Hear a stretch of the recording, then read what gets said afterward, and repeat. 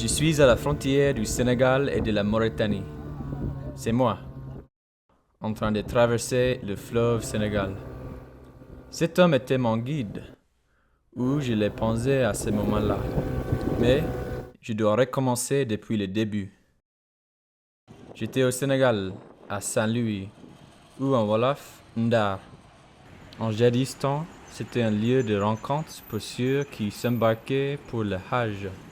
C'était aussi l'ancienne capitale de la colonie française en Afrique de l'Ouest, et c'est évident en observant son architecture coloniale. C'est une ville tranquille, avec beaucoup de pêcheurs, et la plupart des gens sont du Wolof et Lébu, mais il y a aussi de Halpulaar et les autres ethnies. Mais j'avais un autre programme. Je voulais aller en Mauritanie. La frontière située jusqu'à 90 minutes en voiture de Saint-Louis.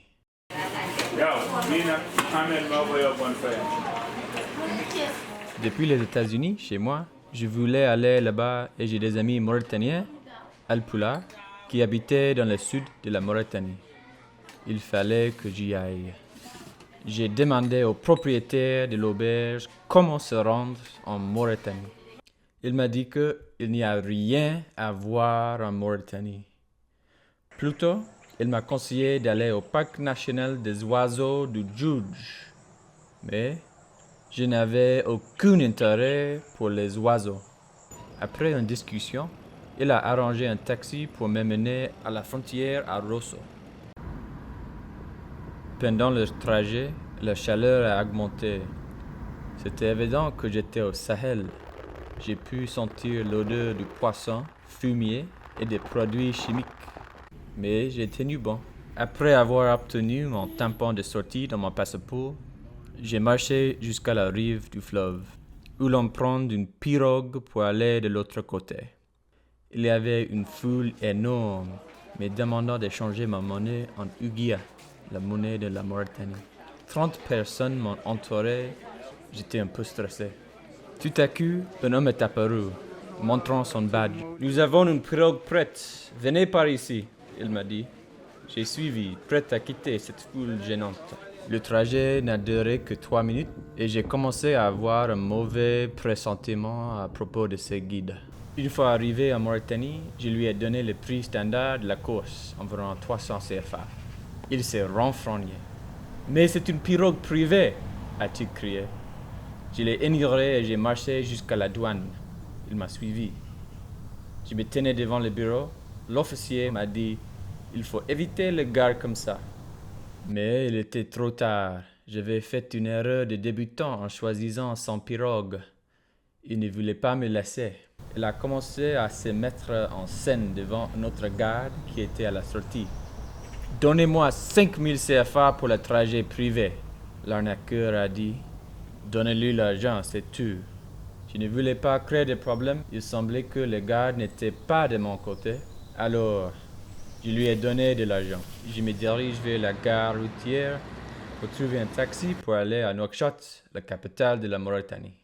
On a commencé le trajet et la chaleur augmentait, même plus que chez moi au Texas. Nous étions 7 personnes dans une voiture de 5 personnes et les autres parlent Wolof.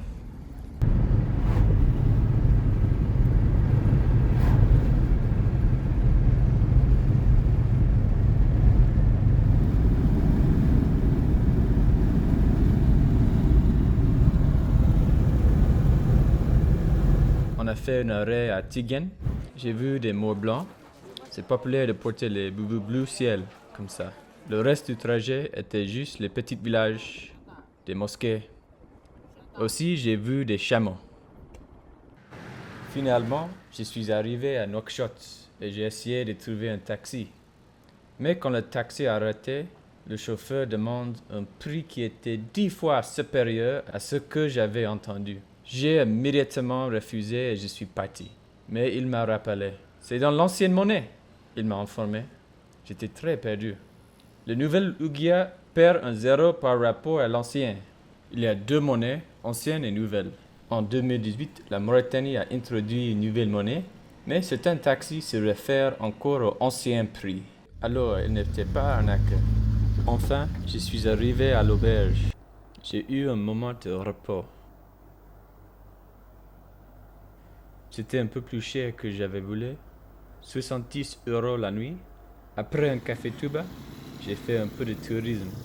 J'ai vu l'hôtel Azalai, la mosquée saoudienne, le musée national qui explique l'histoire profonde de la Mauritanie, comme le royaume de Ghana. Et j'ai marché à pied dans le quartier qui s'appelle le 6e. En marchant, un vendeur de bicyclette m'a invité de boire du thé. Le thé vert qui est très sucré, qui est populaire en Mauritanie. Attends, regarde tes vidéos. Ça, c'est en Mauritanie, 6e. Oui, on est là. Le thé, Ataï, 8e, Ataï. Asalière Ataï. Casse. Le propriétaire du magasin, un Peul, m'a raconté le vrai problème du racisme dans ce pays. Il y avait quelques mois qu'un jeune s'appelle Oumar Diop était retrouvé décédé après une garde à vue dans un commissariat à Nouakchott. Rest in peace, Oumar Diop. Lamb Production. Ils ont dit que sa voiture est tombée en panne. Je dis que ils sont venus pour contrôler la voiture. On m'a dit qu'il n'y a pas de problème pour contrôler la voiture. Ils ont fouillé la voiture, ils ont contrôlé la voiture. Il y a eu de nombreuses exécutions extrajudiciaires des Noirs par la police qui est dominée par les Arabes. Même si les Noirs sont les indigènes de ce pays et font la majorité de la population, les Arabes, ou Maures blancs, dominent le gouvernement, la militaire et la police. Il y avait aussi une guerre entre le Sénégal et la Mauritanie entre 1989 et 1991, où des milliers de Mauritaniens noirs ont été déportés au Sénégal. Cette histoire est très longue et complexe, mais elle doit être présentée. Pendant la soirée, j'ai rencontré la famille de mon ami aux États-Unis. Un rendez-vous très agréable. Et quand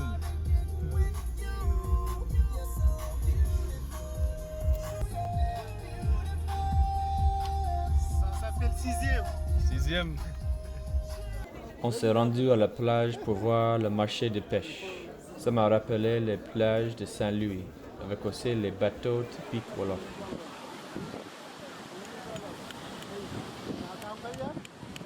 On a parlé de sujets très importants, y compris l'immigration.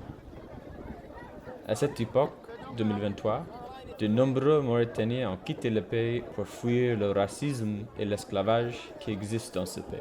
Ils ont fait la route de Nicaragua pour finir par demander l'asile aux États-Unis. En fait, certains sur cette photo ont depuis immigré. Après 2 jours, mon argent s'épuisait. Il faut que je rentre au Sénégal. Le retour était plus facile. La frontière à Rosso était pratiquement vide. Cette fois-ci, il n'y avait que le ferry pour le retour. Au garage de Rosso, Sénégal, je suis monté dans le taxi. J'étais tranquille.